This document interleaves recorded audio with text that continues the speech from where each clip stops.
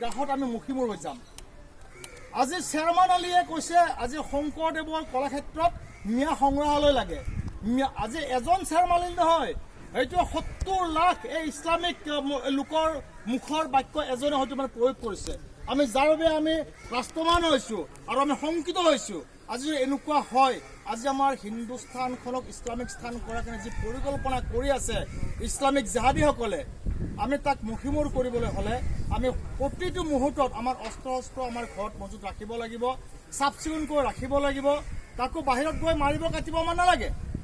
আমাৰ ঘৰত যেতিয়া আহিব আক্ৰমণ কৰিব আমি তাক প্ৰতিৰোধ কৰিবলৈ হলে আমাৰ এই অস্ত্ৰ আমি প্ৰয়োগ কৰিব তাত কোনো দুখ নহয় কাৰণ কিয় আমাৰ প্ৰতিটো মুহূৰ্তত আমাৰ দেৱ দেৱীসকলক আমি অস্ত্ৰ লোৱা আমি দেখিবলৈ পাওঁ আৰু শান্তিৰ বাৰ্তা প্ৰেৰণ কৰিছিলে আমাৰ গীতা ভাগৱতত আমাৰ মানে কৈছিলে ভগৱান শ্ৰীকৃষ্ণই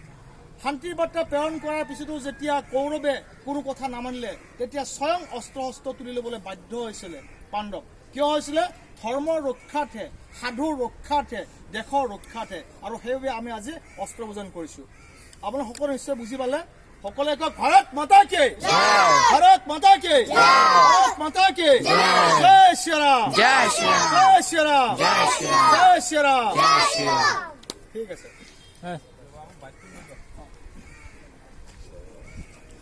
साइड हम भी थोड़ा सा वीडियो करेंगे हम ही न्यूज़ लाइव करेंगे अभी जो बाइट लेगा ना तो भी कुछ नहीं बोलेगा तो रिकॉर्डिंग करेगा